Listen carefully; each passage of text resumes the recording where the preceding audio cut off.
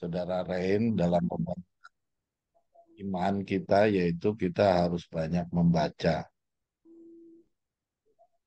Allah telah memberikan kepada kita firman-Nya supaya kita menjadi terbiasa dengan ajaran-ajarannya dan mengetahui apa yang Ia tuntut dari kita sendiri. Pada waktu ahli hukum itu datang kepada Yesus dengan pertanyaan, "Guru, perbuatan baik apakah yang harus kuperbuat untuk memperoleh hidup yang kekal?" Juru selamat menunjuk kepada Alkitab dengan berkata, "Apakah yang tertulis di dalam hukum itu? Bagaimanakah kamu baca? Sikap masa bodoh tidak akan memaafkan orang muda atau orang tua, atau membebaskannya dari hukum karena pelanggaran hukum Allah. Sebab pada tangan mereka telah ada hukum, prinsip-prinsipnya dan tuntutan-tuntutannya. Tidak cukup hanya memiliki niat yang baik. Tidaklah cukup hanya melakukan apa yang dipikir oleh seseorang adalah benar, atau apa yang pendeta katakan adalah baik. Keselamatan jiwanya dipertaruhkan dan ia harus menyelidiki Alkitab untuk dirinya sendiri." Itu di huruf tebal kan. Bagaimanapun kuatnya keyakinannya, bagaimanapun besarnya rasa percaya dirinya, bahwa pendeta mengetahui apa itu kebenaran. Ini bukanlah dasar baginya. Ia mempunyai sebuah peta yang menunjukkan setiap tanda jalan dalam perjalanan menuju sorga. Dan ia tidak boleh menerka-nerka sesuatu. Kemenangan akhir halaman 629.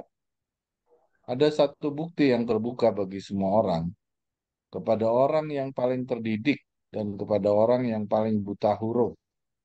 Bukti pengalaman. Allah mengundang kita supaya membuktikan bagi diri kita sendiri realita firman-Nya dan kebenaran janji-janjinya. Disuruhnya kita, rasailah dan tengoklah olehmu akan Tuhan, bahwa baiklah ia, berbahagialah orang yang berlindung padanya. Mazmur 34 ayat 8. Daripada kita bergantung kepada perkataan orang lain, marilah kita rasai untuk diri kita sendiri. Dia juga berkata, "Pintalah, maka kamu akan mendapat supaya kesukaanmu sempurna adanya." Yahya 16 ayat 24. Janji-janjinya akan ditepati. Firman itu tidak pernah gagal. Apabila kita semakin dekat kepada Yesus dan bergembira atas kesempurnaan kasih-Nya, maka kebimbangan dan kegelapan kita akan dilenyapkan di dalam terang hadirat-Nya. Pria, wanita, dan orang muda, Allah meminta kepadamu supaya memiliki keberanian moral, ketekunan dalam rencana, kokoh, dan tabah. Pikiran-pikiran yang tidak mungkin dapat menerima begitu saja penegasan-penegasan orang lain, melainkan yang akan memeriksa sendiri bagi dirinya sebelum menerima atau menolak, yang akan menyelidiki dan menimbang-nimbang kenyataan, lalu membawanya kepada Tuhan dalam doa. Allah akan membantu kita untuk menjadi murid-murid Alkitab, sampai engkau dapat melihat alasannya bagi dirimu sendiri dan sebuah kalimat, "Demikianlah Tuhan berfirman di dalam Alkitab." Jangan percaya kepada manusia hidup manapun untuk menafsirkan Alkitab bagimu. Dan pada saat engkau dapat melihat hal ini, engkau akan mengetahuinya dan mengetahui kebenaran Allah. Engkau akan berkata, "Saya telah membacanya, saya telah melihatnya, dan hatiku berpegang padanya. Dan kebenaran Allah telah berbicara padaku melalui firman-Nya." Kita harus menjadi pribadi Kristen seperti ini.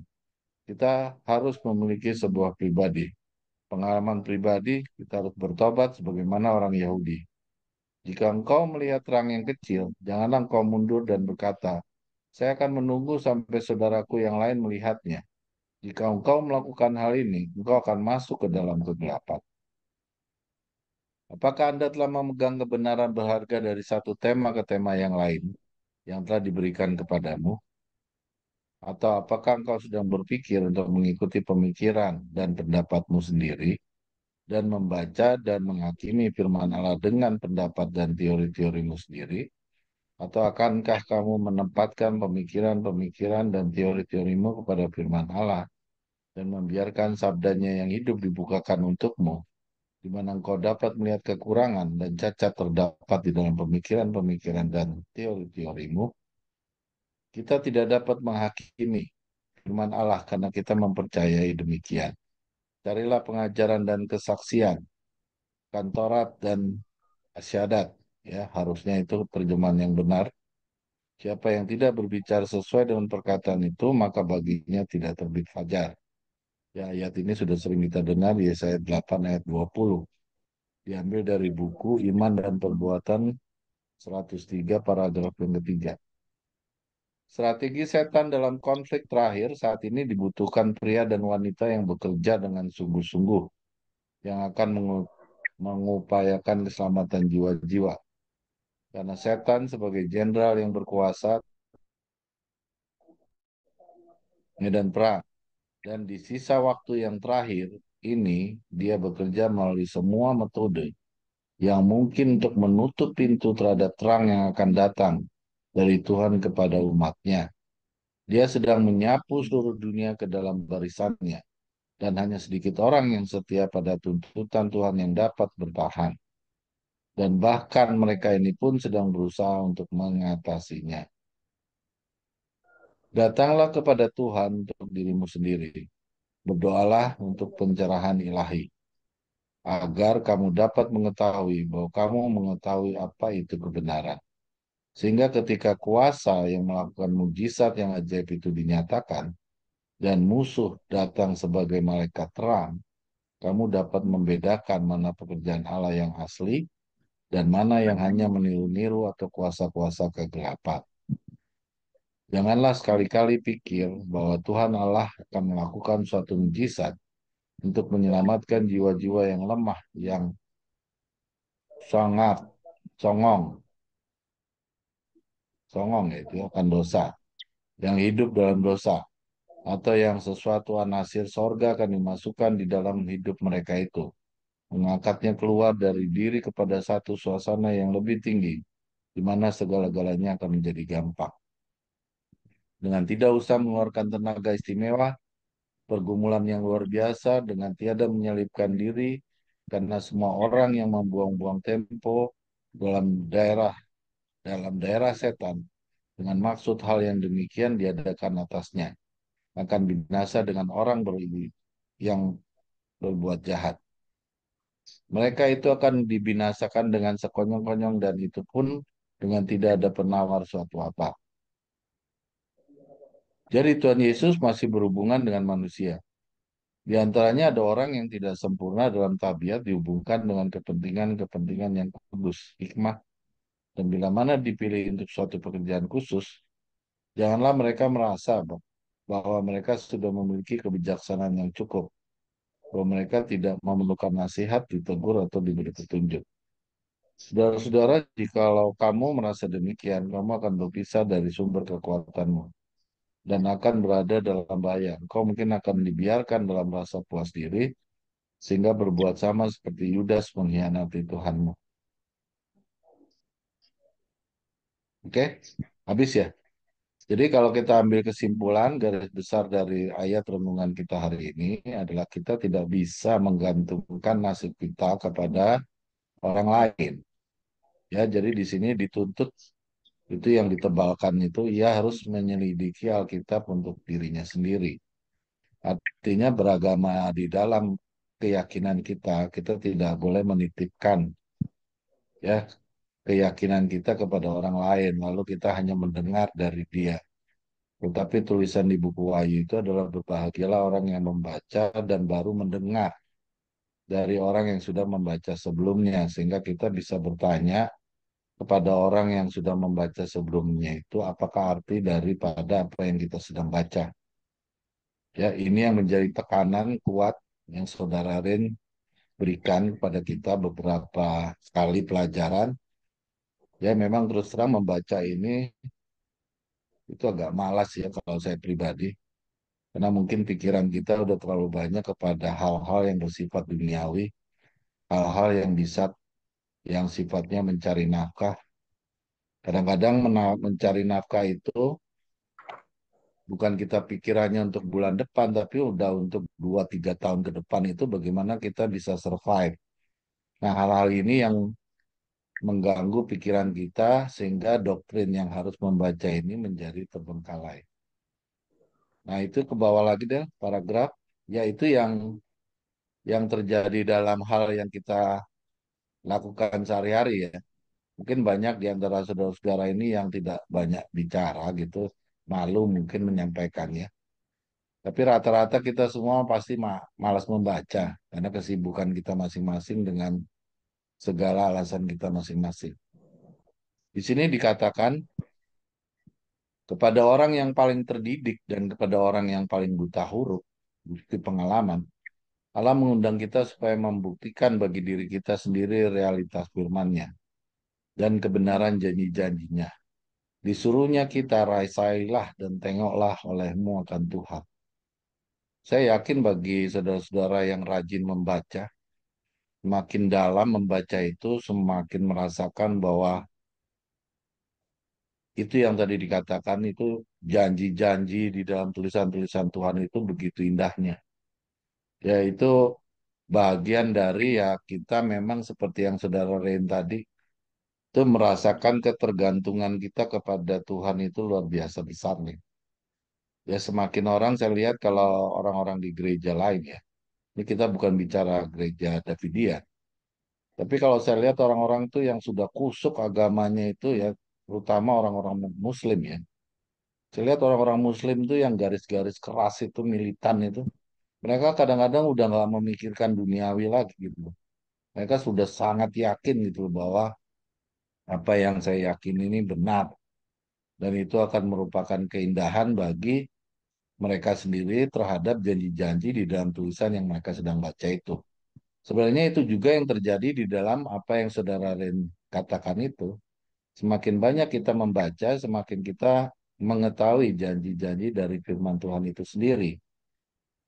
Cuma memang semakin banyak pembangunan moral yang kita baca, semakin banyak juga kita didapati bahwa kita tidak bisa memenuhi apa yang ditulis di dalam pembangunan moral itu ya, terutama setelah kita belajar-belajar ini kok kelihatannya kehidupan kita kok banyak tidak memenuhi ya persyaratan pembangunan moral yang sekarang ini Saudara Ren sedang giat-giatnya memberikan pengingat kepada kita untuk kita kembali kepada pembangunan moral setelah kita mendapatkan doktrin kita yang lengkap. Turun ke alinea berikutnya deh. Nah, di sini pria, wanita, dan orang muda Allah meminta kepadamu supaya memiliki keberanian moral, ketekunan dalam rencana kokoh dan tabah, pikiran-pikiran yang tidak mungkin dapat menerima begitu saja penegasan-penegasan orang lain, melainkan yang akan memeriksa sendiri bagi dirinya sebelum menerima atau menolak, yang akan menyelidiki dan menimbang-nimbang kenyataan lalu membawanya kepada Tuhan dalam doa. Saya kira kalau kita sudah membaca, kita akan mendapatkan apa yang dituliskan oleh Nyonya White ini, sehingga kalau ada yang tidak kita pahami, kita bisa bertanya kepada orang yang sudah membaca sebelumnya. Ya, karena kalau kita tidak membaca, kita hanya mendengar dari mereka yang sudah membaca. Kalau orang itu dia menginterpretasikan salah, maka kita bisa akan menerimanya hal yang salah juga. Sampai engkau dapat melihat alasannya bagi dirimu sendiri dan sebuah kalimat demikianlah Tuhan berfirman di dalam Alkitab. Dan pada saat engkau dapat melihat hal ini, engkau akan mengetahuinya dan mengetahui kebenaran Allah. Engkau akan berkata, saya telah membacanya, saya telah melihatnya, dan hatiku berpegang padanya, dan kebenaran Allah telah berbicara padaku melalui firman-Nya. Kita harus menjadi pribadi Kristen seperti ini. Ya, kita harus memiliki sebuah pribadi, pengalaman pribadi. Kita harus bertobat sebagaimana orang Yahudi. Jika engkau melihat terang yang kecil, janganlah engkau mundur dan berkata, saya akan menunggu sampai saudaraku yang lain melihatnya. Jika engkau melakukan hal ini, engkau akan masuk ke dalam kegelapan. Nah, di dalam kita membaca tadi, apabila kita melihat terang yang kecil, kita jangan menunggu sampai semua orang mau menerima terang itu. Ya, di sini dikatakan jangan sampai menunggu itu. Maka kalau sampai menunggu itu, ya kita akan masuk ke dalam kegelapan. Di bawahnya lagi deh. Ya, ini kita tidak boleh ya berlandaskan kepada pendapat dan teori-teori kita sendiri. Ya, semakin kita membaca, ya akan Taurat dan akan Asyhadat di situ di Yesaya 8 ayat 20, siapa yang tidak berbicara sesuai dengan aturan ya di dalam yang namanya dua pohon said itu, maka tidak terdapat kebenaran di dalam dirinya. Saya kira itu aja yang bisa saya tambahkan. Intinya adalah bagaimana kita memanfaatkan waktu setiap hari ya yang membaca. Saya kadang-kadang tuh kalau di dalam grup Nubuatan Berbicara tuh yang saya perhatikan ya, Saudara Ren sering membelikan tulisan gitu ya di waktu kita lagi kerja gitu. Itu bagus juga gitu buat saya baca-baca gitu ya, buat teman-teman kadang-kadang anak gitu. Masih sempat gitu ya membaca, memikirkan ya namanya buku-buku roh nubuatan kan banyaknya bukan main ya. Kalau dibacain satu-satu juga kadang-kadang kita juga bingung mulainya dari yang mana gitu. Tapi itulah ya gunanya kita harus membaca untuk diri kita sendiri sehingga banyak hal-hal di dalam tulisan-tulisan itu yang baru yang mungkin kita tidak pernah pikirkan sebelumnya itu muncul dan bisa di-share di dalam hidup kita. Ya, saya kira itu aja nanti bisa dijelaskan lainnya oleh Saudara Ray. Terima kasih. Ya, terima kasih saudara-saudara sekalian. Victor, terima kasih. Ya, ini mau jadi 144.000 ya harus baca. Tinggal 3 tahun lagi itu siapa yang mau itu? Saya cuma link dari kompaknya aja. Ya, terima kasih saudara Victor. Saya lihat sebenarnya sudah cukup diulas sama saudara Victor. Oke. Jadi itu tadi yang disampaikan oleh Victor sudah cukup banyak menggambarkan apa yang kita sama-sama baca. Saudara-saudara sekalian, kalau kita baca ini perlahan-lahan, mengalir dari baris pertama sampai baris terakhir, saudara sebenarnya bisa mengklasifikasikan apa yang kita baca. Yang pertama, kita sudah lihat betapa banyaknya, ini hanya saya kumpulkan beberapa. Kalau saudara kumpulkan lebih banyak lagi, saudara sari apa bisa telusuri dari bacaan-bacaan, saudara akan bisa lihat bahwa Tuhan menuntut kita tuh harus menjadikan kebenaran itu pengalaman bagi diri kita sendiri. Ya, ini adalah nyambung dengan tulisan-tulisan yang lain yang melarang kita untuk bergantung kepada manusia. Ya, jadi kalau kita tidak boleh bergantung kepada manusia, bergantung kepada siapa? Yang pertama adalah memang kepada Tuhan. Tapi bagaimana kita bergantung kepada Tuhan? Tuhan itu tidak hadir di depan kita. Tuhan itu pada akhir zaman ini hanya melalui kesaksian Yesus. Dan kesaksian Yesus itu bukan fisik manusia, ya, tapi dalam bentuk firman. Nah, maka itu kalau kita tidak boleh bergantung kepada manusia, bergantung kepada siapa? Kepada firman. Firman itu bentuknya apa di akhir zaman ini? Dalam bentuk berbahagialah dia yang membaca. Ya, tadi yang saudara Victor sampaikan. Jadi di dalam tulisan ini, saudara bisa lihat kita didorong, disadarkan sama Ellen G. White untuk datang sendiri, menyelidiki sendiri. Jadikanlah pengalaman kita sendiri. Ya, tadi kita sudah sama-sama baca ditujukan oleh Victor bahwa kita harus seperti orang-orang Kristen yang seperti ini. Saya sudah membaca, saya sudah mengerti, dan saya sudah melaksanakan dan sebagainya. Tadi kita sudah baca, ya. Nah, kalau saudara amati dari apa yang saya dan Victor sampaikan di dalam tulisan ini, ya, saudara bisa lihat di bagian-bagian pertama, kita bisa lihat ini diklasifikasikan dorongan untuk kita menyelidiki sendiri. Ya, boleh digeser Ana? Ya, didorong dorongannya adalah untuk kita menyelidiki sendiri yang biasanya kita bergantung kepada manusia karena dari sejak kita kecil, dari sejak nenek moyang, kita tuh sudah terbiasa dididik untuk bergantung kepada manusia. Tapi tulisan Nyonya White ini menyadarkan kita untuk bergantunglah kepada dirimu sendiri, ya. Bergantung kepada Tuhan, tapi dirimu sendiri harus cari Tuhan itu apa, ya. Harus menyelidiki Alkitab untuk diri kita sendiri. Ya, tidak boleh menerka-nerka. Oke, lanjut ya, Ana. Nah, jadi yang dorongan pertama adalah kita harus menyelidiki sendiri. Ya, nah setelah menyelidiki sendiri, ya menjadikan pengalaman kita sendiri. Nanti di bagian bawahnya, Ana boleh geser lagi, Ana. Nah ini ada pembagian tuh. Tidak orang buta huruf pun juga harus baca. Ya, bagaimana caranya? Dia mungkin meminta orang lain membacakan bagi dia. Tapi intinya dia juga tidak boleh bergantung kepada diri orang lain. Ya, tidak boleh membuat orang lain berpikir bagi dirinya.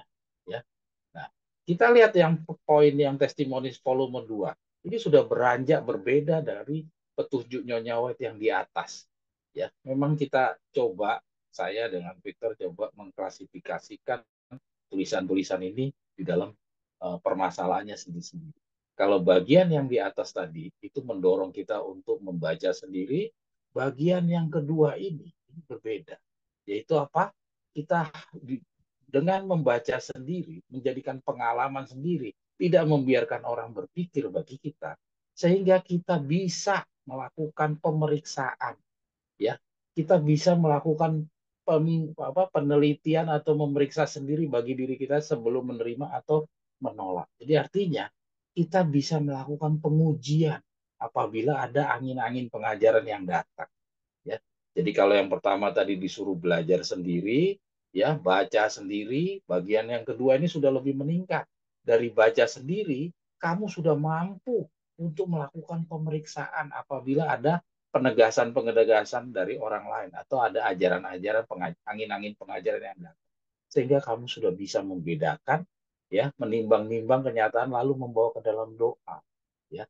Jadi saudara sudah punya nilai yang lebih, yaitu tidak lagi bergantung kepada bagaimana Pak John menilai ada orang yang ngajarin begini, bagaimana Pak John ngomong apa ya, terus bagaimana itu misalnya Om Nik apa misalnya Om Niko Yekwan itu bicara bagaimana, ya, bagaimana menurut Om Niko atau bagaimana Om Semi Mawetar. Tidak lagi seperti itu, tapi saudara sudah bisa menguji dari dirinya sendiri, ya, setelah saudara melakukan pembacaan sendiri, ya, tidak lagi bergantung kepada pikiran-pikiran orang lain, ya. Ini adalah langkah yang kedua. Yang berikutnya lagi kita lihat di bagian bawah. Nah, ini pengalaman, ya, pengalaman pribadi, ya. Tuh, kita lihat.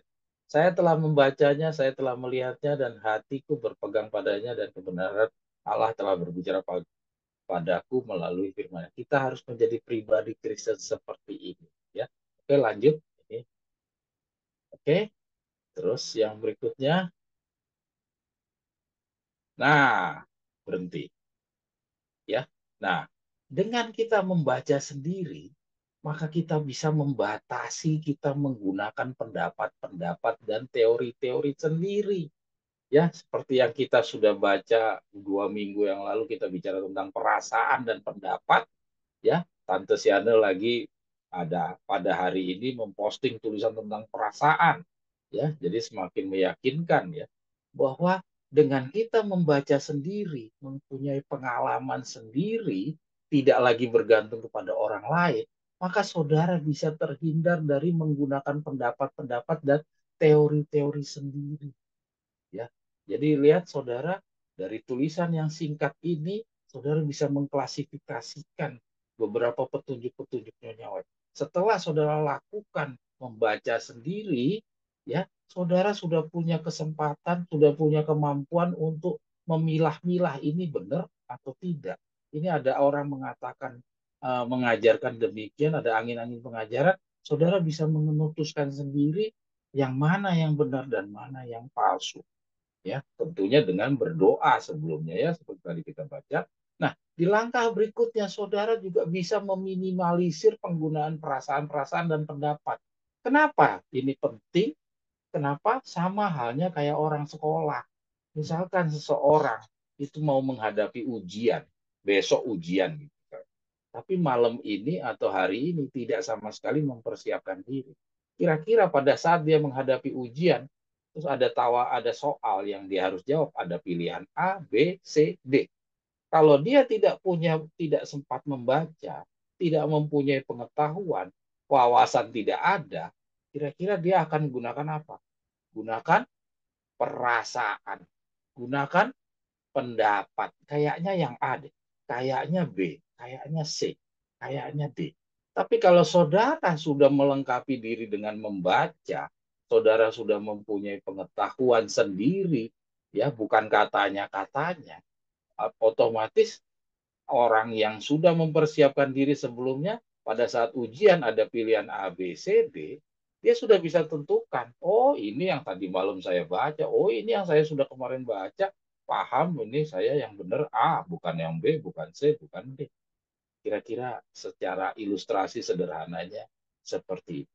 Ya, jadi dalam paragraf yang berikutnya ini kita udah bisa lihat, kita bisa ya meninggalkan kebiasaan kita menggunakan perasaan dan pendapat. Di mana kita tahu sampai detik ini perasaan dan pendapat masih banyak sekali orang berseliweran, kita lihat contohnya di Facebook kelihatan sekali banyak orang menggunakan pendapat-pendapat dan perasaan-perasaannya dalam menilai segala apapun, ya. Dan orang-orang ini cenderung tidak mau kalah dengan orang-orang yang punya tulisan atau punya ada referensi-referensi, dia tidak mau kalah, ya.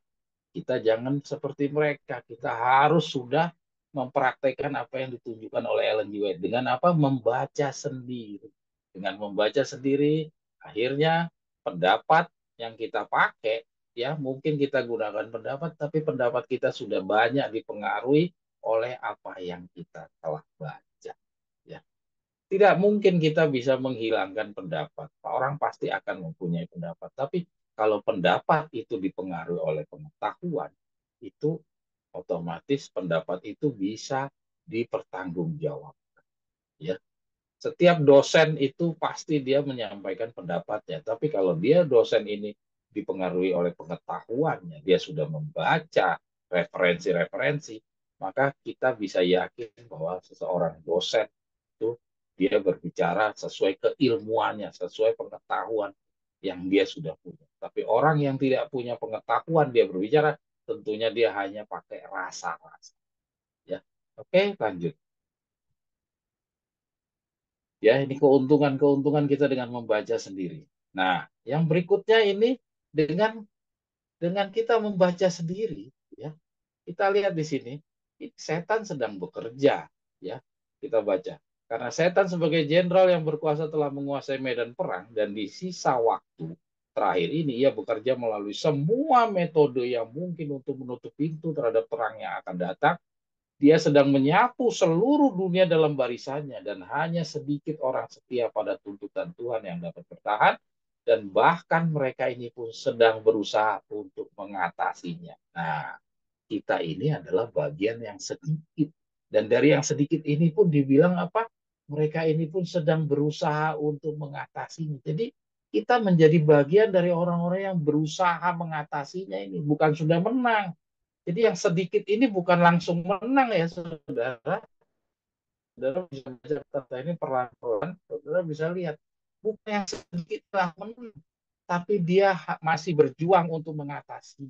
Nah, orang yang sedikit ini tentunya bukan orang-orang yang bergantung kepada manusia lain. Bukan orang-orang yang mempercayakan pengertian kepada orang lain punya pemahaman. Bukan, tapi dia sudah melaksanakan membaca sendiri. Ya, jadi keuntungan-keuntungan membaca sendiri ini salah satunya lagi, kita bisa kita bisa berusaha untuk mengatasi, yaitu berusaha menyerah. Oke ya. Nah, jadi kita bukan hanya bisa membedakan mana angin pengajaran itu benar atau salah, ya, tapi dalam bagian yang ini kita juga bisa melawan serangan setan dengan metode-metodenya yang dari manapun. Dia bisa menggunakan manusia lain, bisa menggunakan apa kesusahan hidup lah, tantangan dan segala macam. Kita pun bisa bertahan. Ya. Oke, kita lanjut. Ya, jadi ini manfaatnya kita belajar sendiri, saudara-saudara.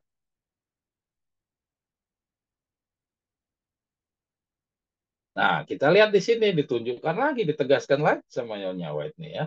Datanglah kepada Tuhan untuk dirimu sendiri, berdoalah untuk pencerahan ilahi agar kamu dapat mengetahui bahwa kamu mengetahui apa itu kebenaran.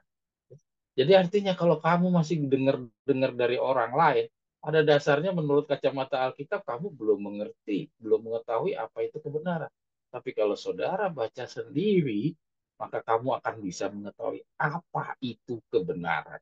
Ya, dengan apa itu kebenaran kamu sudah ketahui, ya, berikutnya adalah kita lihat di sini. Nah, ketika kuasa yang melakukan mukjizat yang ajaib itu dinyatakan dan musuh datang sebagai malaikat terang, kamu dapat membedakan mana pekerjaan Allah yang asli dan mana yang tiru-tiru dan kuasa-kuasa kegelapan. Nah, ini kembali lagi seperti tadi ditegaskan dengan kita baca sendiri sehingga kita bisa mampu membedakan yang palsu dan mana yang benar. Tadi ini menambahkan, memperkuat yang dijelaskan di atas tentang pekerjaannya setan, ya. Oke, jadi ini manfaat-manfaat baca sendiri, saudara. Ya, jadi mudah-mudahan tujuan apa tulisan-tulisan Nyonya Wet ini menyadarkan kita dari sisa waktu ini, ya. Oke, lanjut. Nah, yang ini, yang terakhir ini ya. Jangan pernah kita pikir bahwa Tuhan itu nanti akan datang melakukan satu mukjizat, ya. Jangan kita pikir bahwa Tuhan akan datang memberikan mukjizat. Ya, ini buat kita yang malas-malas baca. Ya, jangan pernah berpikir bahwa Tuhan akan datang dengan mukjizat untuk menyelamatkan jiwa yang lemah, yang songong akan dosa, yang hidup dalam dosa atau sesuatu yang hasil surga akan dimasukkan dalam hidup mereka, mengangkatnya keluar dari diri kepada satu suasana yang lebih tinggi di mana segalanya akan menjadi mudah. Ya, jangan pernah kita berpikir ke sini. Bacaan tidak pernah, tulisan tidak pernah ada yang menunjukkan keadaan seperti ini. Ini keadaan waktu kita tidak pernah baca. Ya, jadi setelah kita baca, jadi kita akhirnya jadi sadar bahwa oh nggak ada ya mimpi-mimpi kita yang berharap Tuhan nanti akan memberikan mukjizat atau kelepasan itu tidak pernah ada. Sebagaimana kita sering diajarkan di atas mimbar bahwa dengan kita sudah jadi Advent, kita sudah terjamin keselamatan kita. Kita tinggal menunggu saja Yesus di awan-awan. Kita akan menggandeng anak-anak kita menyambut Yesus di awan-awan. Itu ajaran yang salah besar. Ya. Praktek-praktek kita cuma mendengar, jadinya orang-orang mengiyakan kata-kata pendeta tersebut. Tapi kalau kita sudah mencoba membaca sendiri, maka kita bisa tahu itu salah atau itu benar. Ya, oke, yang berikutnya lagi, yang terakhir ya.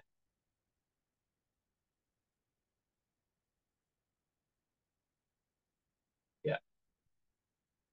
Nah, bila mana dipilih untuk suatu pekerjaan khusus, janganlah mereka merasa bahwa suatu sudah memiliki kebijakan yang cukup, bahwa mereka tidak memerlukan nasihat, ditegur atau diberi petunjuk, ya, sehingga berbuat sama seperti Yudas mengkhianati Tuhan. Ya, ini sama seperti yang tadi si Stella sudah sampaikan pada saat kita memulai pembelajaran. Ya, di mana ketika ketika Yusak itu telah berhasil melewati tembok Jericho, timbullah kepercayaan diri, ya. Jangan merasa sudah memiliki kebijaksanaan yang cukup, ya. Jadi peristiwa-peristiwa kita sudah jalani hidup sekian lama, jangan membesarkan kita bahwa kita ini nilai kita lebih daripada orang lain. Jadi kita pantas untuk merasa diri berbeda daripada orang. Jangan kita merasa seperti itu. Dengan kita merasa seperti itu, ya, katanya kita akan sama seperti Yudas yang mengkhianati Tuhan. Jadi kita bisa memperkecil, ya. Kita bisa memperkecil semuanya ini dengan membaca, ya. Seperti tadi saudara Victor juga katakan, dengan membaca kita nanti akan semakin rendah hati, bukan tinggi hati seperti yang kita baca di depan ini, ya. Dengan kita membaca membuat kita merasa diri tidak layak, sebagaimana Paulus, sebagaimana Yohanes Pewahyu di Wahyu 19 ayat 10, ya, dia mau menyembah malaikat yang menyampaikan kepada dia, ya. Walaupun dia sudah menulis buku Wahyu, tapi kita lihat betapa rendah hatinya seorang Yohanes Pembaptis. Ya, demikian juga kita lihat Daud. Daud, walaupun dia sadar dia didampingi malaikat, dia sama sekali tidak besar kepala pada saat dia melihat seorang Saul sedang tertidur. Dia bisa saja langsung dia membunuh, tapi dia sangat rendah hati. Ya, jadi kalau kita membaca sendiri, kita mempunyai pengalaman sendiri, kita punya pengalaman sendiri terhadap apa yang kita baca, maka tentunya seharusnya kalau kita membaca, mengerti, percaya, Ya, kita sudah sampai mengerti dan percaya, bukan hanya sekedar membaca. Tapi kalau membaca tidak sampai dimengerti, tidak bisa sampai percaya, itu percuma.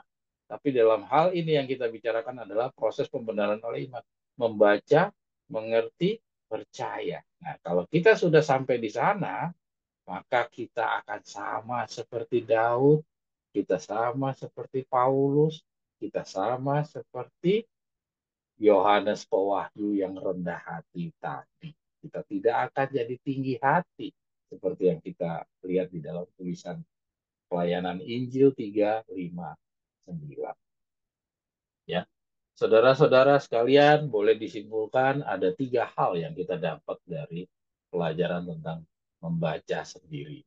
Ya, yang pertama adalah apa? Kalau kita mau bandingkan dengan pengetahuan yang kita sudah sama-sama punyai sejauh ini, yaitu pertama, dengan kita membaca sendiri, kita akan meningkatkan nilai daripada diri kita.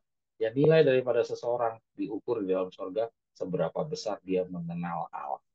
Ya. Jadi dengan kita baca sendiri, kita meningkatkan nilai kita di mata surga. Sehingga Tuhan tidak akan membiarkan kita mudah celaka atau tertimpa musibah atau apapun. Ya, Tuhan akan menilai kita lebih berharga dibandingkan orang-orang. Tapi ingat, bukan menjadikan kita besar kepala ya. Itu yang pertama. Terus yang kedua, dengan kita baca sendiri, kita bisa terlindungi daripada angin-angin pengajaran. Ya, bisa terlindungi dari metode-metodenya setan yang tadi kita baca. Ya, metode-metode usaha-usaha setan untuk melemahkan kita, tawar hati, ya, itu bisa kita redam, kita kurangi. Ya, bukan kita bisa langsung hilangkan ya, karena kita masing-masing ini punya perjuangan untuk ke sana. Tapi dengan kita membaca sendiri, mempunyai pengalaman sendiri, mengerti sendiri, percaya sendiri, ya, kita akan punya perlindungan terhadap diri sendiri. Ya, kelemahan kita yang tidak kita mudah jatuh bisa teratasi, lebih teratasi dibandingkan kita sama sekali blank, nggak pernah baca, kita cuma menggantungkan kepada orang lain, kita cuma bergantung kepada kakak, adik, suami, atau istri, atau siapapun. Ya, itu kita akan lebih terlindung. Yang ketiga, ya, dengan kita membaca sendiri, jadi kita juga tahu apa yang Tuhan rencanakan bagi sisa perjalanan dan apa yang Tuhan tuntut daripada kita supaya kita bisa masuk di dalam rencana sisa perjalanannya Tuhan. Jadi ingat, bukan hanya rencananya Tuhan yang kita tahu, tapi bagaimana kita bisa masuk menjadi bagian dari rencana Tuhan. Karena banyak orang yang mungkin bisa tahu rencana Tuhan. Banyak orang yang bisa tahu rencana Tuhan. Karena kita membuka semua website kita, dibuka, dibaca dengan mudah, sudah ketemu time setting lah. Semuanya kita bisa. Tapi kalau kita belum melaksanakan pembangunan moral, itu jangan pernah bermimpi semua rencana-rencana Tuhan itu boleh menjadi bagian kita. Itu hanya menjadi satu pengetahuan, tapi tidak boleh menjadi bagian kita kalau kita tidak membangun moral. Ingat, pembangunan moral ini penting. Tanpa pembangunan moral, semua rencana-rencana yang Tuhan sudah bukakan kepada kita, walaupun kita tahu, itu tidak akan menjadi bagian kita, saudara-saudara. Jadi jangan kayak orang Advent, ya, semuanya cuma bermimpi tentang Tuhan nanti akan datang, datang kedua kali, marilah kita. Dia tahu rencananya Tuhan ya, walaupun tidak lengkap, tapi dia cuma tahu rencananya Tuhan, tapi dia nggak tahu ada tanggung jawab yang di depan mata yang dia harus lakukan dulu untuk bisa memperoleh janji-janji yang tadi yang disampaikan oleh Alkitab. Ya, banyak sekali di Alkitab itu janji-janji, tapi ada syarat yang harus dibayar terlebih dahulu. Nah, selama syaratnya ini belum dibayar, janji-janji itu untuk orang lain, bukan untuk kita. Oke, mungkin itu pelajaran tentang baca sendiri ya. Ini suruh menjadi pengalaman bagi kita sendiri. Terima kasih saudara. Ada yang mau komentar? Silahkan. Atau mungkin saudara Victor mau menambahkan lagi, silahkan.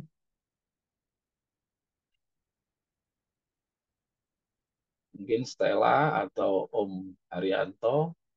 Karena materi yang kita diskusikan ini materi kita sehari-hari, bukan hal-hal yang sulit. Ini materi yang kita jalani dari hari ke hari, bukan hal-hal yang baru. Ya, cuman ini adalah masalah yang kita harus hadapi dari hari ke hari. Soal malas tadi ya, soal malas. Nah, ini kita mulai sekarang harus bangun. Perjuangan kita memang salah satunya adalah menghadapi diri kita. Bukan salah satu, itu masalah yang paling utama. Musuh paling terberat adalah diri kita. Dan salah satu dari diri kita adalah karena kita tidak menyukai hal-hal yang di luar daripada kesenangan kita, ya, maka kita biasanya tidak mau berminat untuk mau mendalami sesuatu yang di luar daripada yang kita senangi. Salah satunya adalah apa? Kebenaran ini. Kebenaran ini adalah bagian yang tidak kita senangi. Ya, sama halnya kayak orang orang ekonom tidak suka penerbangan. Mana mungkin dia mau mempelajari tentang penerbangan? Ya, demikian juga terbalik orang-orang teknik. Orang-orang teknik nggak suka bicara ekonomi. Ya, siapa orang itu suruh baca tentang ekonomi nggak mau, dia malas. Ya, nah demikian juga dengan kita sekarang. Ya, jadi belajar kebenaran ini memang sesuatu yang tidak menyenangkan bagi kita. Dan itu adalah musuhnya ada di dalam diri kita sendiri. Nah, disitulah makanya Ellen G. White mengingatkan kita supaya berjuang, berjuang, berjuang menjadi calon 144. Salah satu perjuangannya adalah melawan ketidaksukaan kita. Ya, melawan ketidaksukaan kita. Kita harus rubah. Jangan kita biarkan kita hanyut di dalam diri kita yang sudah jatuh dalam dosa sejak itu ya. Di apa sejak sejak kita lahir ya. Jadi kalau kita selalu menjadikan itu suatu pemaafan, ya kita cukup banyak baca ya. Tuhan tidak pernah menghargai cari-cari alasan yang kita punya. Oke? Sebagaimana tadi Stella sudah sampaikan, bagaimana Yosua mengalahkan apa tidak berhasil mengalahkan bangsa Ai, ya. Kita lihat alasan-alasannya Yosua sangat masuk akal secara manusia. Bahwa ini bangsa yang kecil, tidak sebesar tembok Jericho. Kita tidak perlu maksimal. Kita cukup pakai tenaga 3.000 orang saja. Kalau nggak salah 3.000 ya, saya lupa. Kalau tidak salah, dia bilang kita cukup pakai 3.000 orang saja untuk mengalahkan bangsa Ai. Ya, nah ketika kalah, ada nggak Tuhan menghargai apa pandangan-pandangan Yosua? Tidak, ya. Dan ketika kalah pun selain dari Yosua itu pun juga ternyata ada satu lagi kutub yang ada di antara mereka. Jadi kompleks lah, lengkap lah segala kegagalan itu, ya. Jadi itu satu pelajaran bagi. Terima kasih. Kira ada yang mau komen? Cok, Ya, silakan Stella. aku lagi mikir ya, eh, maksudnya di negara-negara kayak di sini, negara-negara barat itu kan zaman yang kita sering lihat di televisi itu orang tidak membahas soal sakit kanker ya, tapi penyakit mental, depresi lah segala macam. Kalau dibandingkan dua jenis penyakit ini, kalau cancer itu kan ada treatmentnya, tapi orang sakit mental ini kan sulit.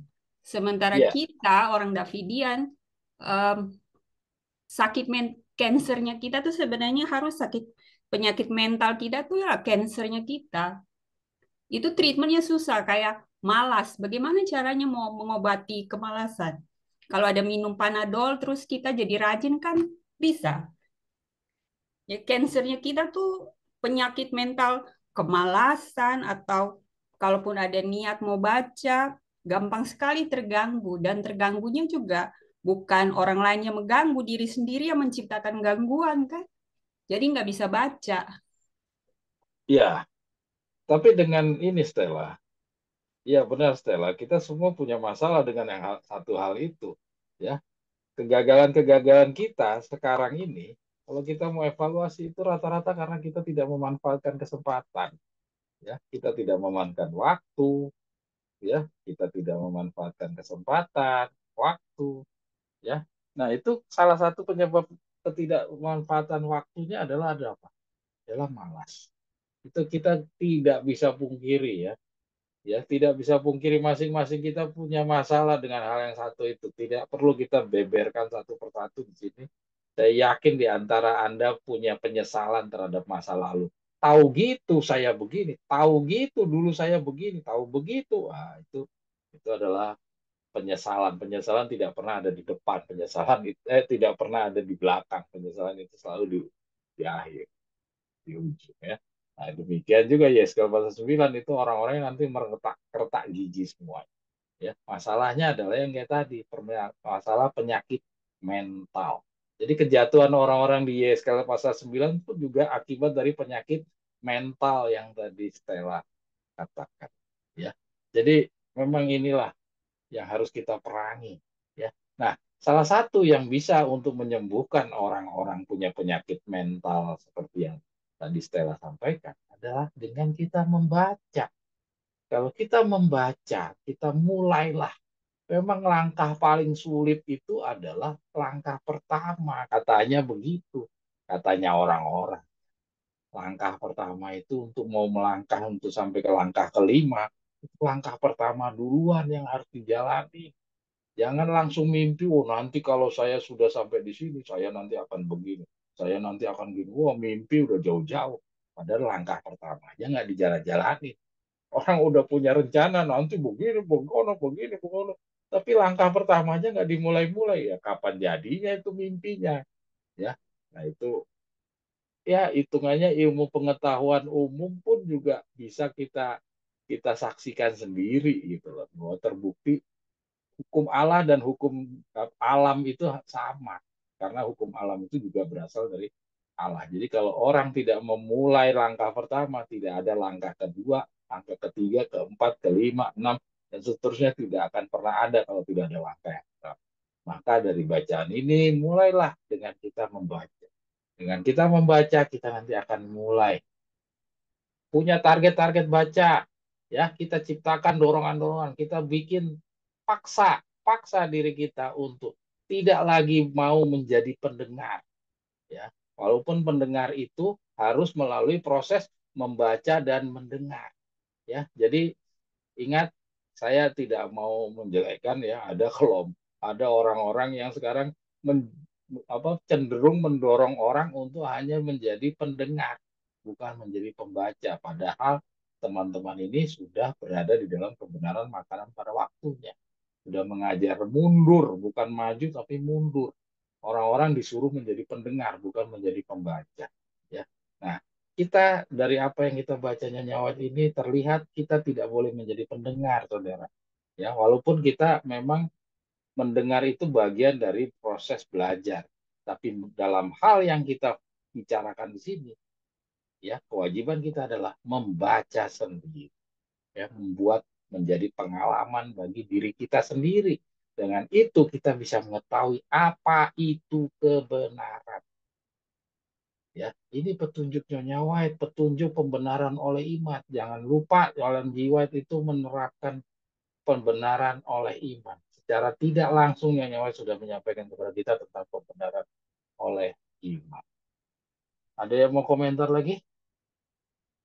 Jadi memang harus diperangi. Kalau nggak diperangi, ya sebagaimana orang-orang di masa lalu itu semua gagal, ya karena permasalahan yang sama dengan kita tadi. Ya, jangan pernah bermimpi bahwa Tuhan akan membuat mukjizat. Tadi kita udah baca, Tuhan tidak akan bikin mukjizat bagi kita. Ya, oke, kira-kira demikian. Ada yang mau komen lagi?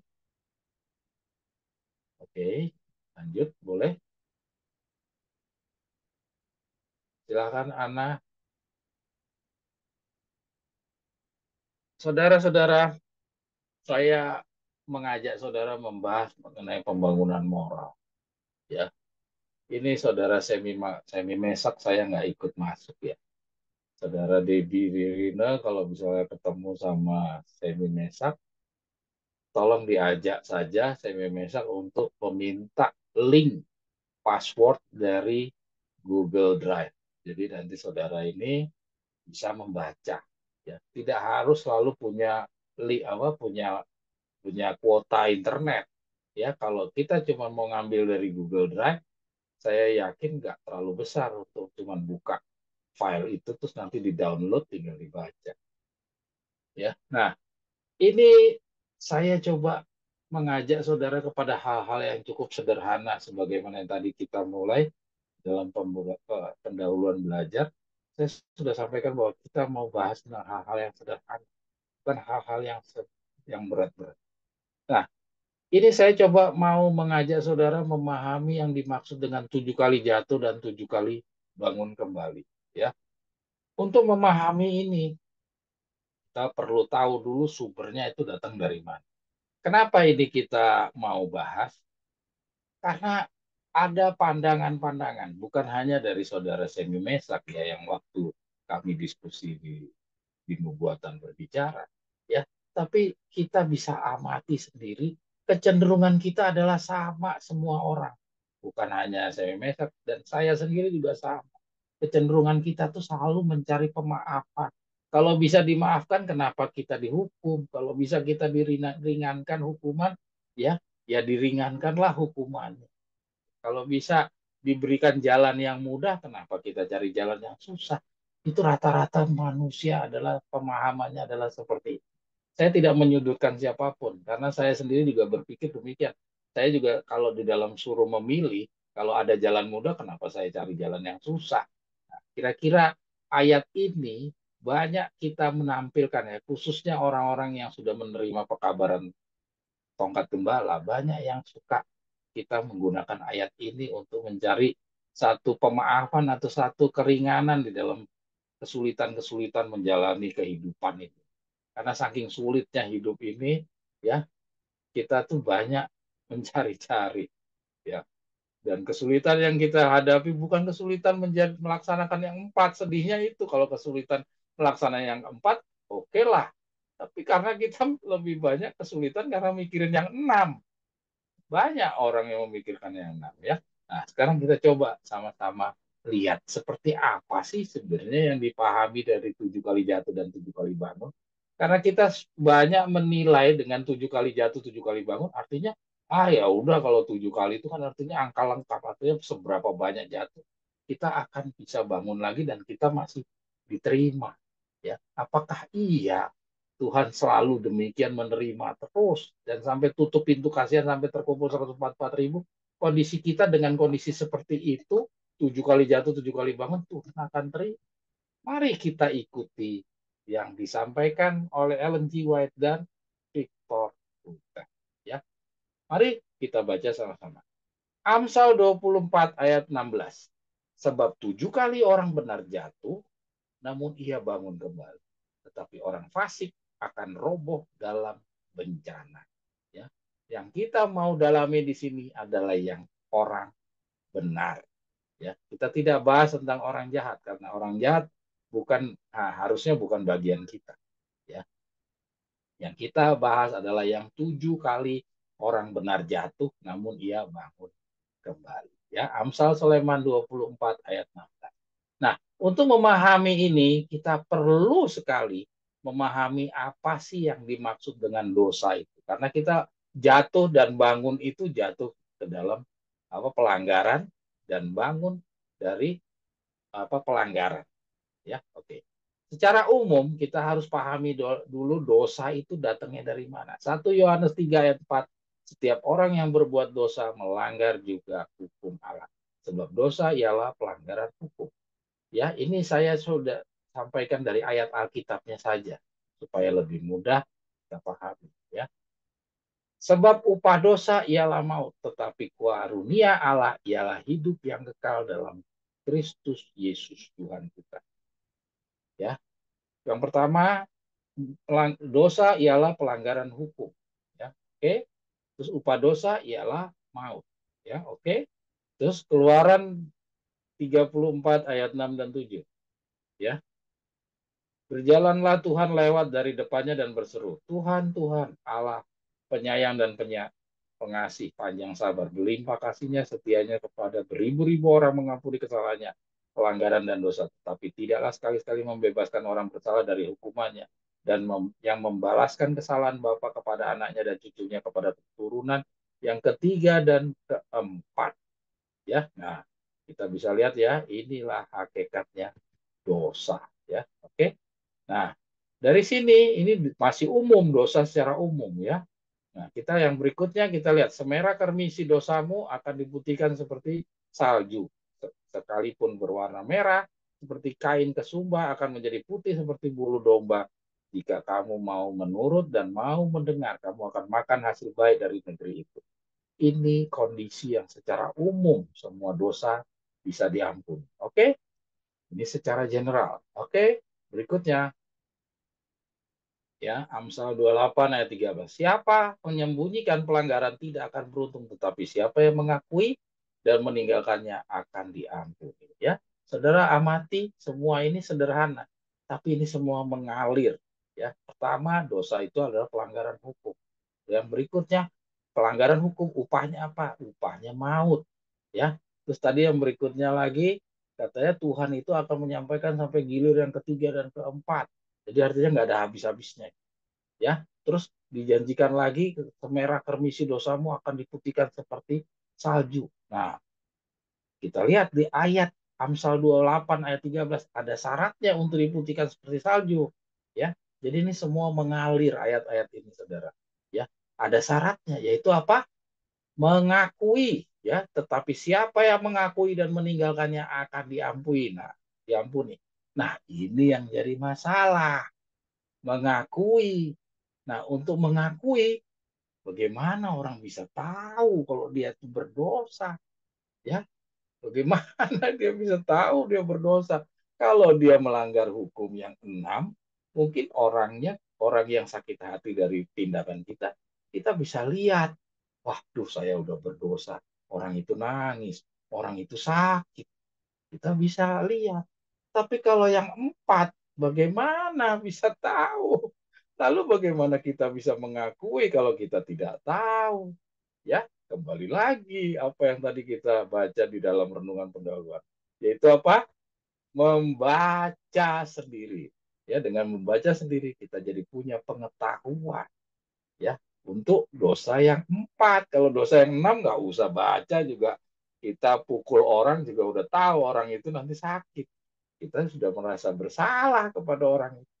Yang masalah adalah yang 4, nggak kelihatan. Ya, nah yang 4 ini mari kita baca berikutnya. Nah ini barusan kita baca secara general tentang hukum. Nah baru yang 4 ini kita bahas. Ada jenis-jenis dosa. Ini kita baca yang sederhana-sederhana aja ini. Ya, mudah-mudahan Eca bisa ngikutin ya Eca. Karena Eca Gen Z ya. Oke. Nah, sekarang kita lihat. Ternyata dibagi 2 dosa. Tadi secara general. Ya, semerah kermisi dosamu akan diputihkan seperti salju. Tapi apakah iya? Untuk bisa diputihkan harus ada persyaratan, yaitu mengakui dan meninggalkan. Nah, untuk mengakui itu butuh pengetahuan. Ya, nah di sini kita bisa lihat ada dosa yang bagaimana. Ada 2 dosa, jenis dosa. Matius 12 ayat 31 dan 32. Sebab itu aku berkata kepadamu, segala dosa dan hujat manusia akan diampuni. Tapi hujat terhadap Roh Kudus tidak akan diampuni. Nah, apabila seorang mengucap sesuatu menentang anak manusia, ia akan diampuni. Tapi jika yang menentang Roh Kudus, ia tidak akan diampuni di dunia ini tidak, dan di dunia yang akan datang pun tidak. Nah, sudah mulai nih. Ya, secara spesifik sudah mulai terbagi 2 nih jenis dosa. Kalau yang tadi kita baca di atas, general. Ini udah kelihatan ada dosa, ya, apa katanya, dosa melawan roh suci dan dosa hujat manusia akan diampuni. Ya, nah lihat, hujat terhadap Roh Kudus dan hujat terhadap manusia. Nah, jadi sudah kelihatan nih ada hukum 4, ada hukum yang 6.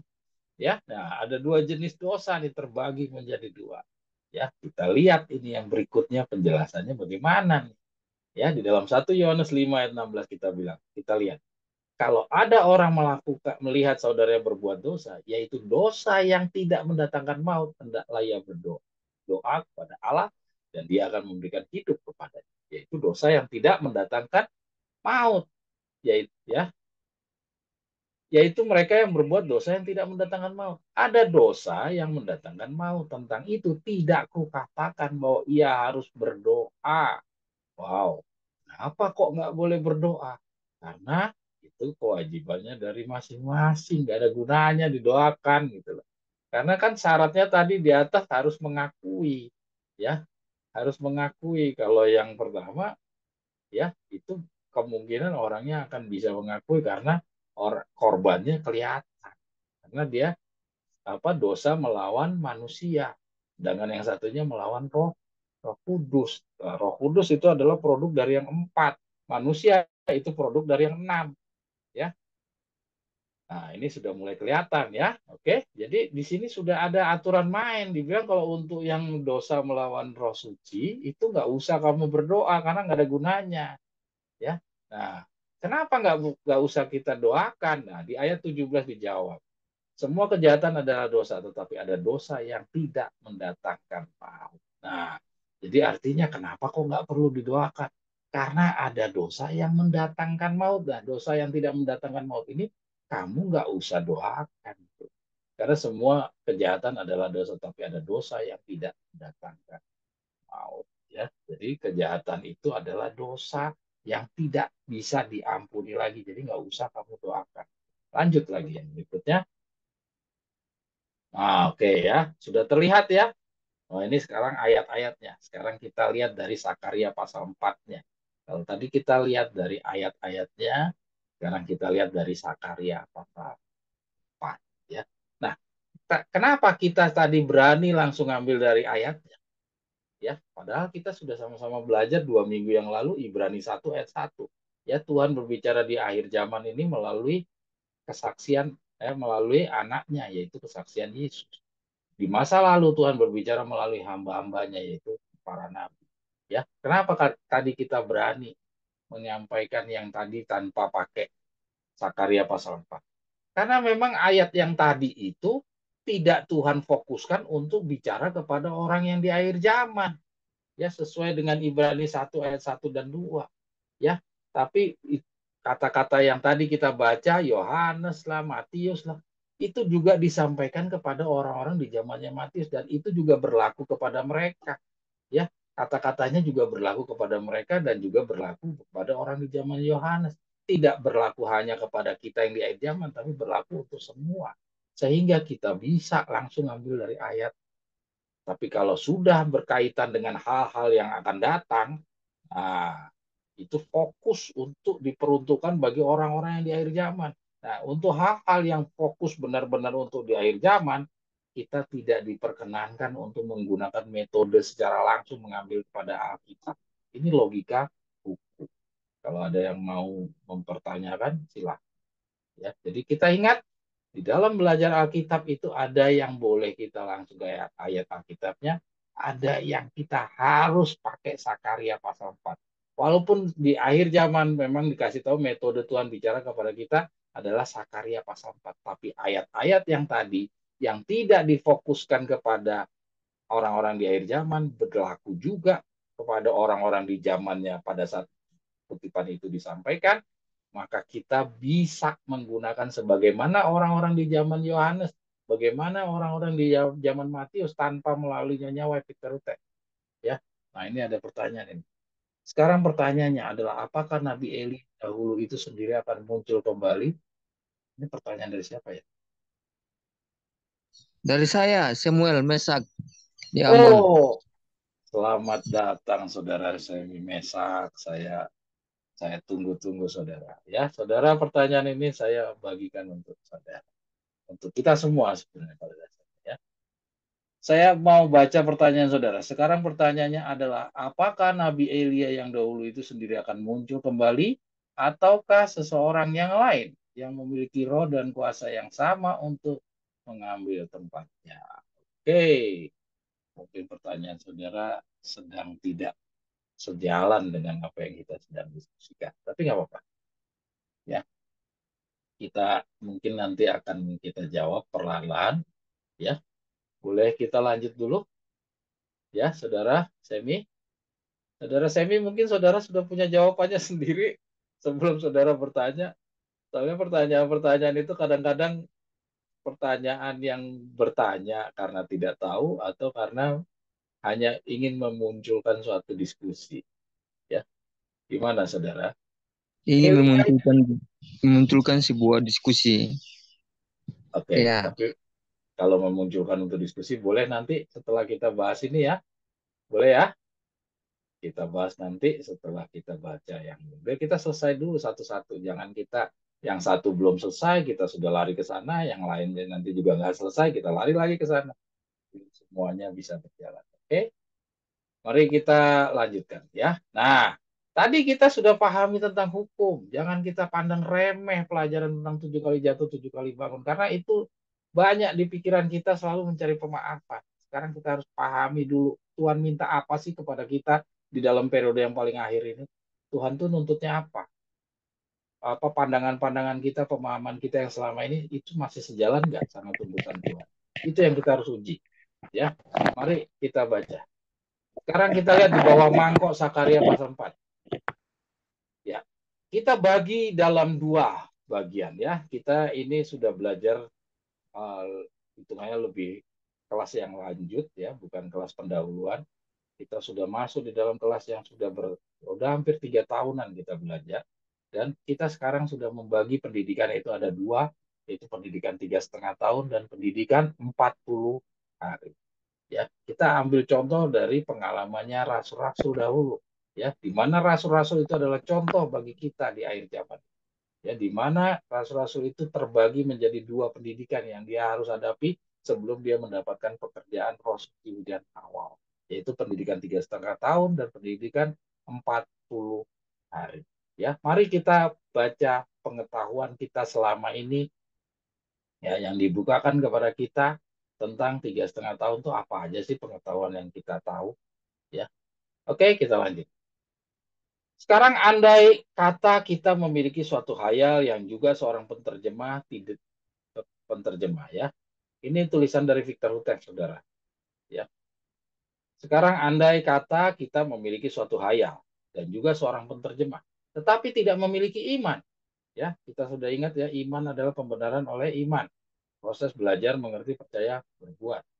Ya. Sekarang dikasih tahu sama Victor Hutek kalau kita punya hayal, terus punya juga nabi, yaitu Nyonya White atau Victor Hutek. Tapi kita tidak punya iman. Maka bagaimanakah selanjutnya?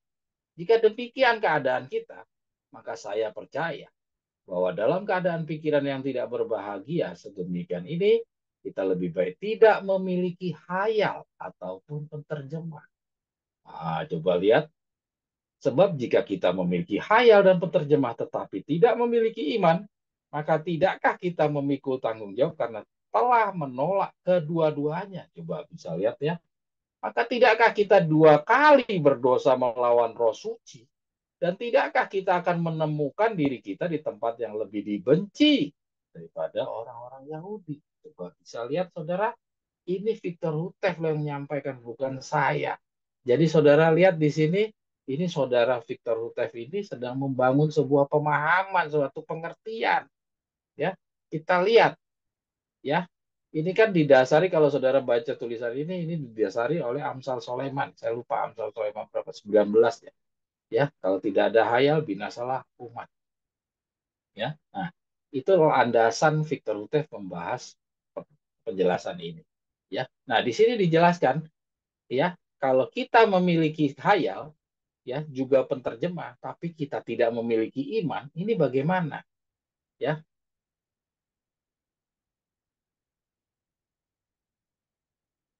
Oke. Ini siapa lagi nih? Matius 24 itu. Semi Mesak lagi ya? Nanti ya, saudara Semi, kita lanjut dulu ya. Nah, kita lihat di sini. Jadi di sini ada 3 komponen dijelaskan oleh Victor Hutev. Hayal, penterjemah, dan iman. Jadi jangan dianggap kalau kita tidak, katanya adalah lebih baik kita tidak punya hayal ataupun penterjemah. Kita lebih baik tidak punya 2 itu daripada kita nggak punya iman. Ya katanya. Padahal kalau kita nggak punya 2 itu, kita punya iman kan juga kurang. Ya, jadi katanya dia kalau kita tidak punya iman, kita itu akan kehilangan 2, katanya 2 kali kita berdosa. Ya, lawan Roh Suci, yaitu katanya dia, tapi tidak memiliki maka tidaklah kita memiliki tanggung jawab telah.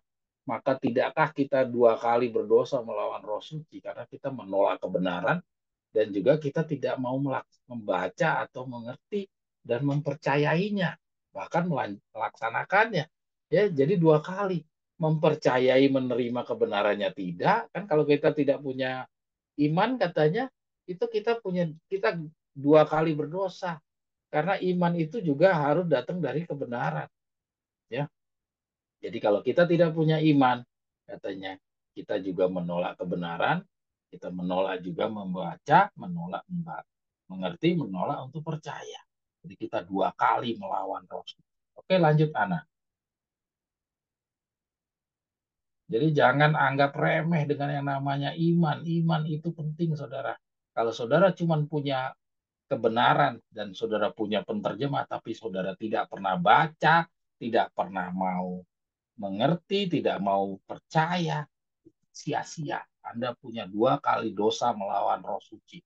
Lihat, bukan dosa melawan manusia, tapi dosa melawan roh suci. Dan kita sudah baca tadi di atas, yang dikatakan dosa melawan roh suci itu, kita tidak perlu berdoa kepada orang ini. Kenapa? Karena ini adalah dosa yang tidak dapat diampuni. Hati-hati, saudara. Jadi makanya itu, saudara dengan tidak mau baca, tidak mau membangun iman, jangan anggap saudara itu masih punya kesempatan. Ya, oke. Dan dibilang saudara lebih dibenci daripada orang-orang Yahudi katanya. Katanya Victor Hutef di sini. Ya, kita lanjut. Amaran sekarang jilid 2 nomor 24. Nanti saudara bisa baca lebih lengkap. Tidak ada keampunan bagi dosa melawan roh suci. Nah, yang tadi kita baca itu adalah dosa melawan roh suci. Yaitu dosa melawan ilham. Sebab sekali menolak, maka tidak ada lagi sesuatu yang lain yang dengan mana orang berdosa dapat dibawa kepada Kristus. Akibatnya tidak akan ada lagi harapan bagi orang yang seperti ini. Karena tidak ada lagi apapun yang surga dapat perbuat untuk membangkitkan dia dari kemelaratannya dan lagi tidak ada obatnya. Tidak ada keampunan bagi dosa yang sedemikian ini. Ya, jadi kita lihat ini adalah pengetahuan kita 3,5 tahun. Kita selama ini kita pahaminya bahwa dosa melawan roh suci ini yang paling bahaya. Wah, jangan sampai kita melakukan dosa ini. Ya, sehingga kita agak apa ya? Agak menyepelekan yang namanya dosa sesama manusia. Dosa moral, dosa mengasihi diri sendiri dan dosa mengasihi sesama manusia. Oke, kita lanjut. Ini sementara kita lihat seperti itu. Nah, itu tadi dosa melawan roh suci. Sekarang kita lihat dosa biasa. Dosa biasa ini bagaimana? Ya, kita lihat. Amaran sekarang jilid 2 nomor 23. Ya, pelan-pelan kita sudah mulai menjawab 7 kali jatuh dan 7 kali jatuh. Ya. Roma 7 ayat 17 sampai 23. Maka sekarang bukan lagi aku yang melakukannya, melainkan dosa yang tinggal di dalam diriku. Karena aku mengetahui bahwa di dalam diriku, artinya di dalam dagingku, tiada diam barang yang baik. Ya, karena kemauan ada padaku. Tapi bagaimanakah untuk melaksanakan apa yang baik itu? Tidak kutemukan. Karena yang baik yang aku gemari itu tiada aku perbuat. Tetapi yang jahat, yang tiada aku gemar itulah yang ku perbuat. Ini ya. Jadi yang sekalian juga menjawab saudara Victor tadi soal malas. Ya, sekaligus ini kita jawab. Jadi kita sudah tahu di dalam pikiran kita mau yang baik itu yang bagaimana, melaksanakan yang benar itu bagaimana. Tapi dalam kita melaksanakannya, perbuatan kita itu bertentangan dengan apa yang kita pikir. Sekarang jika aku perbuat barang yang tiada aku gemari, nah, yang tidak aku sukai, maka bukan lagi aku ini yang melakukannya, melainkan dosa yang tinggal di dalam aku. Nah, jadi yang melakukan itu adalah dosa yang di dalam aku. Kemudian aku menemukan suatu hukum bahwa apabila aku mengendaki berbuat yang baik, maka yang jahat itu hadir di samping. Karena aku suka akan hukum Allah menurut batin manusia, tetapi aku melihat suatu hukum yang lain di dalam para anggotaku yang berperang melawan hukum dari pikiran, lalu menghantarkan daku ke dalam tawanan di bawah hukum dosa yang terdapat di dalam para anggota. Ya, ini Roma 7 ayat 17. Kita lihat penjelasan Victor Utek. Ana boleh. Nah, di sini dijelaskan bahwa kita dilahirkan dalam hukum dosa dan bahwa adalah mutlak perlu bagi hukum Allah untuk menahan kita dari berbuat dosa. Nah, jadi yang bisa membuat kita menahan dari apa yang ada di dalam diri kita, yaitu dosa yang ada di dalam kita, pikiran negatif atau pikiran jahat yang ada di dalam kita. Yang bisa nahan adalah hukum Allah. Kan kita baca nih. Dan bahwa adalah mutlak perlu bagi hukum Allah untuk menahan kita dari berbuat dosa. Nah, bagaimana caranya hukum Allah itu bisa menahan kita dari berbuat dosa? Otomatis hukum itu harus dimasukkan dulu ke dalam pikiran kita. Caranya masukinnya pakai apa? Pakai baca. Jadi kalau orang orang mau menghindar dari membaca, kayaknya nggak ada ya petunjuk Nyonya White yang mengarahkan untuk bisa kita tidak usah baca, itu kelihatannya nggak ada. Oke, lanjut. Nah, ini Roma 7 ayat 24 sampai 25. Wahai celaka aku ini. Siapakah yang akan melepaskan keluar dari tubuh maut ini? Aku mengucap syukur kepada Allah oleh perantaraan Yesus Kristus Tuhan kita. Maka dengan begitu, dengan pikiranku aku sendiri mengikuti hukum Allah, tetapi dengan daging aku tunduk ke bawah hukum dosa. Nah, ini ya. Inilah di dalam tubuh manusia itu ada dua penguasa, dua kekuatan yang ada di dalam diri manusia. Benar, Allah dan hukum Tauratnya berada dalam pikiran kita, yang kita peroleh dengan jalan mempelajari firman. Nah, ya, jadi bagaimana tadi kita sudah baca di atas, kan dia bilang bahwa mutlak perlu bagi hukum Allah untuk menahan kita dari berbuat dosa. Bagaimana caranya hukum Allah itu bisa masuk ke dalam diri kita? Harus dengan mempelajari firman-Nya. Mempelajari artinya dengan membaca. Adalah satu-satunya harapan bagi kita, bagi kemenangan atas hukum daging dan daging. Hukum dosa dan daging. Artinya baca. Oke, lanjut. Ana lanjutan. Oleh sebab itu sekarang tidak ada lagi tuduhan terhadap mereka yang berada dalam Yesus Kristus, yang tidak berjalan mengikuti kehendak daging, melainkan mengikuti kehendak roh. Nah ini penjelasan kita. Pada saat kita menerima Kristus sebagai juru selamat kita, bertobat dan dibaptis. Nah, ya. Jadi kita menerima Yesus sebagai juru selamat kita, caranya menerima itu adalah melalui apa? Bertobat, ya, baru dibaptis. Ya, tidak selalu orang itu harus dibaptis terus-terusan. Kalau sudah pernah dibaptis, dia harus bertobat. Pada saat itu pun semua pelanggaran kita melawan hukum Taurat dihapuskan dan hukuman kita dibayar lunas oleh kematian Kristus dan darahnya.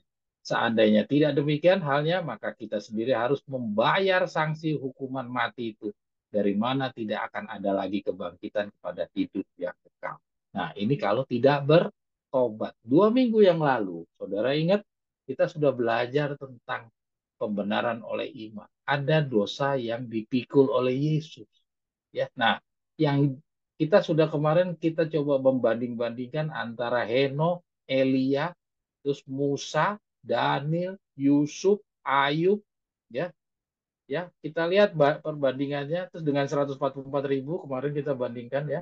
Nah, di dalam cerita yang kita baca ini kita membandingkan antara Musa, ya, Daniel, Ayub, Yusuf, itu mereka-mereka yang sudah pernah mati, ya, sedangkan dan mereka sebagian masih ada di dalam kubur.